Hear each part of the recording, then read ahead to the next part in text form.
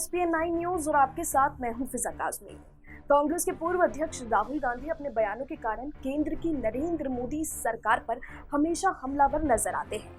वो अपने बयानों के कारण और मोदी सरकार की खामियों को लेकर जनता के बीच भी उतरते हैं।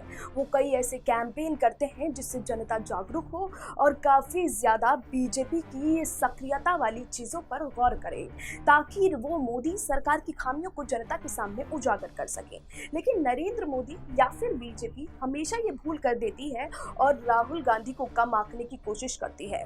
कोरोना वायरस के दौरान लगातार राहुल गांधी अपने सक्रिय बयानों के लेकर हमेशा मोदी सरकार पर हमलावर रहे हैं और शायद यही भूल बीजेपी को एक बड़ा झटका दे सकती है। जी हाँ, राहुल गांधी जिस तरीके से अपने बयानों को लेकर जनता के बीच कूद रहे हैं और लगातार जनता को ये मैसेज देने की कोशिश कर रहे हैं कि किस तरीके से एक भयावह स्थिति भारत में बनी हुई है और फिर भी बंगाल जैसे राज्यों में बीजेपी अपने चुनावी दमखम के साथ मैदान में उतर रही है। इसको लेकर बीजेपी ने हालांकि कई तर्क दिए हों, कई तथ्य दिए हों, लेकिन राहुल गांधी इससे कोई भी मौका छोड़ नहीं रहे हैं जिससे बीजेपी पर सवाल खड़े हो सके। तो क्या राहुल गांधी को कम आंकना बीजेपी की भूल साबित होगी? इस रिपोर्ट में देखिए।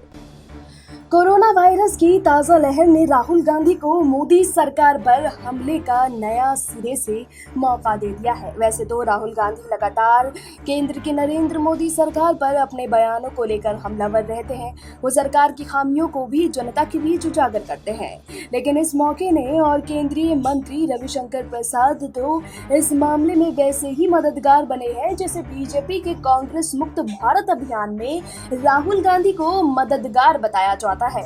पिछले साल लॉकडाउन की हड़बड़ी को लेकर राहुल गांधी के साथ साथ कांग्रेस नेता प्रधानमंत्री नरेंद्र मोदी सरकार के खिलाफ लगातार हमलावर रुख अख्तियार किए हुए थे। क्या ये विपक्ष का ही दबाव रहा कि केंद्र सरकार ने लॉकडाउन जैसे फैसलों से पीछे छुड़ाते हुए ये जिम्मेदारी पूरी तरह राज्यों की सरकारों पर छोड़ दी है और हाल फिलहाल केंद्र की सरकार की तरफ से ऐसे किसी कदम के कोई संकेत भी नहीं है?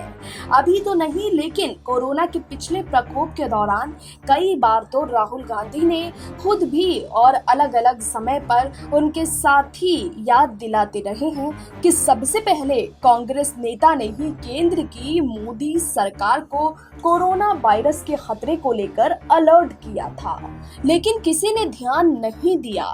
दरअसल 12 फरवरी 2020 को द हार्वर्ड गजेट की एक रिपोर्ट को टैग करते हुए राहुल गांधी ने सबको आगाह करने की कोशिश की थी कि कोरोना वायरस कितना ज्यादा खतरनाक साबित हो सकता है। हाल ही में राहुल गांधी ने विदेशी वैक्सीन को लेकर भी मोदी सरकार को सलाह दी थी। उसके बाद केंद्रीय मंत्री रविशंकर प्रसाद ने कांग्रेस नेता पर लॉबिंग का इल्जाम लगा दिया था, लेकिन फिर केंद्र सरकार ने वही फैसला ले लिया जिसकी राहुल गांधी सलाह दे रहे थे। फिर क्या था, ट्विटर पर लोगों ने रविशंकर प्रसाद को ट्रोल करना शुरू कर दिया। सबको देखते हुए हमेशा ऐसे ही लगता है कि राहुल गांधी को बीजेपी हल्के तौर पर ले रही है। दरअसल कोरोना वायरस से लड़ाई में तेजी लाने के मकसद से कांग्रेस नेता राहुल गांधी ने मोदी सरकार को सलाह दी थी कि विदेशी वैक्सीनों की अप्रूवल देने की प्रक्रिया को तेज किया जाना चाहिए। जैसे राहुल गांधी या सोनिया गांधी का कोई बयान आते ही बीजेपी के सीनियर नेता मोर्चा खोल देते हैं। इसी को लेकर केंद्रीय मंत्री रविशंकर प्रसाद ने राहुल गांधी पर विदेशी फार्मा कंपनियों का लॉबिस्ट होने का इल्जाम जड़ दिया। राहुल गांधी के लिए ये कोई नई बात तो रही नहीं थी, लिहाजा वो इस बात को लेकर खामोश रहे। रविशंकर प्रसाद ने ट्विटर पर सवाल किया कि क्या राहुल गांधी अब फुल टाइम लॉबिंग करने की सोच रहे हैं।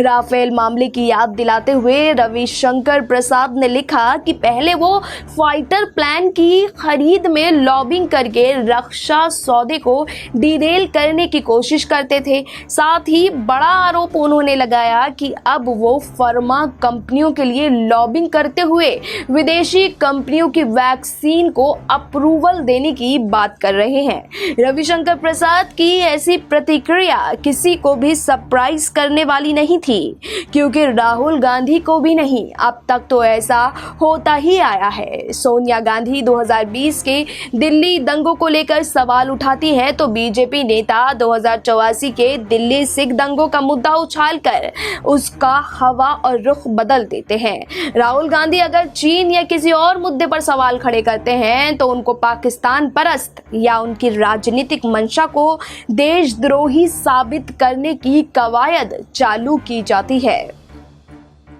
मगर हुआ ये कि राहुल गांधी के बयान और उस पर रविशंकर प्रसाद के रिएक्शन के कुछ ही दिन बाद केंद्र सरकार ने विदेशों की कई कोविड वैक्सीनों को इमरजेंसी अप्रूवल देने का फैसला कर डाला और उसके बाद तो ट्विटर पर लोग रविशंकर प्रसाद के मानो पीछे ही पड़ गए।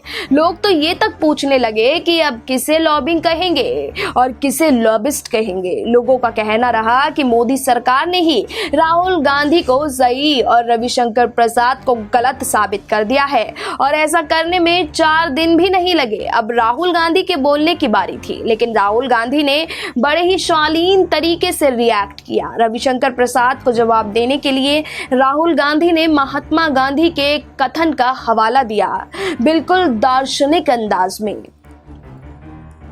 राहुल गांधी ने ट्विटर पर लिखा, पहले वो आपको नजरअंदाज करेंगे, फिर आप पर हंसेंगे, फिर आपसे लड़ेंगे और फिर आप जीत जाएंगे।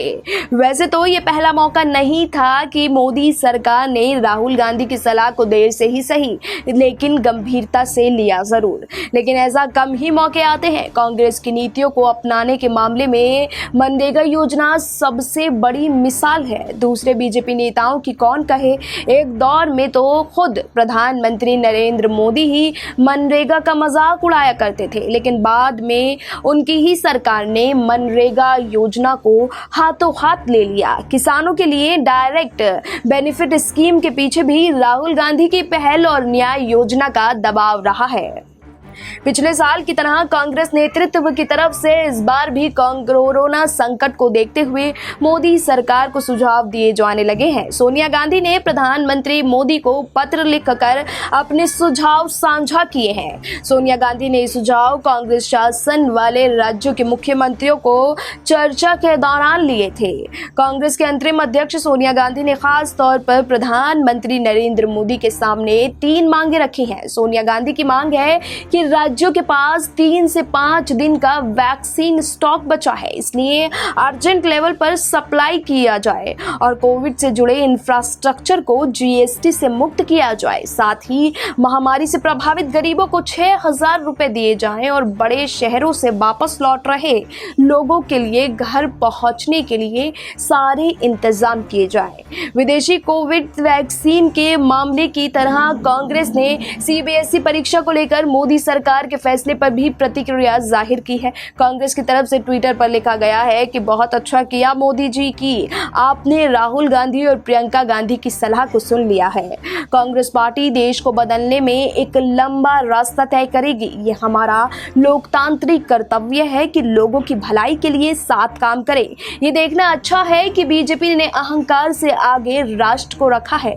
अब तो मौका भी मिल गया है कि राहुल गांधी कोरोना वायरस से पैदा हुए हालातों को लेकर प्रधानमंत्री नरेंद्र मोदी को टारगेट ना करें।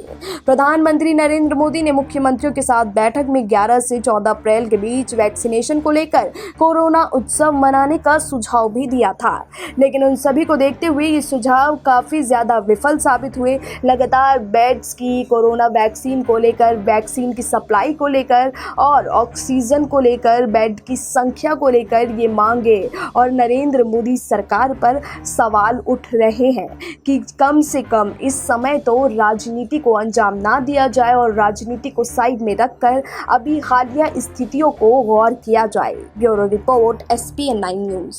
हालांकि अभी की स्थिति को देखते हुए राहुल गांधी लगातार सक्रिय बने हुए हैं, लेकिन 2 मई को जो चुनावी नतीजे आएंगे, क्या बीजेपी को इसका खामियाजा भुगतना पड़ेगा? क्या राहुल गांधी की ये रणनीति काम आएगी? ये तो फिलहाल आने वाला वक्त ही बताएगा। अभी के लिए हमें दीजिए इजाजत, ये वही के लिए इतना ही। लेकिन देश और दुनिया की तमाम बाकी खबरों के लिए आप जुड़े रहिए SPN9 न्यूज के साथ।